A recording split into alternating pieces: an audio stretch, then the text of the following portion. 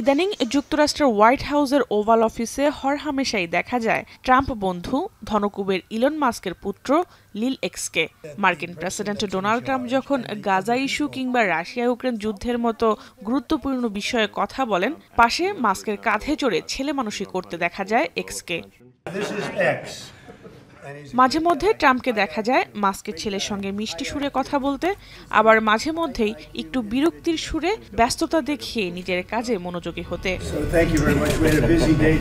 গত মঙ্গলবার ওভাল অফিসে ট্রাম্প যখন সাংবাদিক সম্মেলন করছিলেন, তখন ক্যামেরার সামনেই মাস্কের 4 বছর বয়সী ছেলে এক্স তার নাক খুঁচিয়ে সেই হাত দিয়ে ট্রাম্পের সামনে থাকা টেবিল স্পর্শ করে।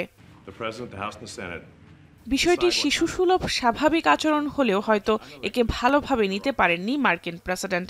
এরপরই তার রেজুলার ডেস্কটি পরিবর্তনের নির্দেশ দেন তিনি। সেখানে নতুন আরেকটি ডেস্ক বসানো হয়। সেই ছবি আবার নিজের সামাজিক যোগাযোগ মাধ্যম ট্রুথে প্রকাশ করেন তিনি। 145 বছরের পুরনো ঐতিহ্যবাহী এই রেজুলার ডেস্কটি সর্বপ্রথম 1961 সালে সাবেক মার্কিন প্রেসিডেন্ট জন এফ কেনেডি ব্যবহার করেছিলেন। এরপর Jimmy Carter, Bill Clinton, Barack Obama ও জো বাইডেন সহ বেশিরভাগ মার্কিন প্রেসিডেন্ট শত শত গুরুত্বপূর্ণ রাষ্ট্রীয় ও বৈশ্বিক সিদ্ধান্ত নিয়েছেন এই টেবিলে বসে। তবে এবার টেবিলটি নতুন করে ফার্নিশ করার অজুহাত দেখিয়ে ওভাল অফিস থেকে সরিয়ে ফেলেছেন Trump.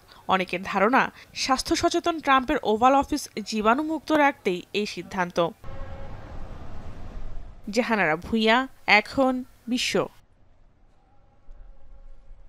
একনল hand wash 100% paraben free, তাই নিরাপদ হাতের জন্য আস্থা রাখুন একনলে।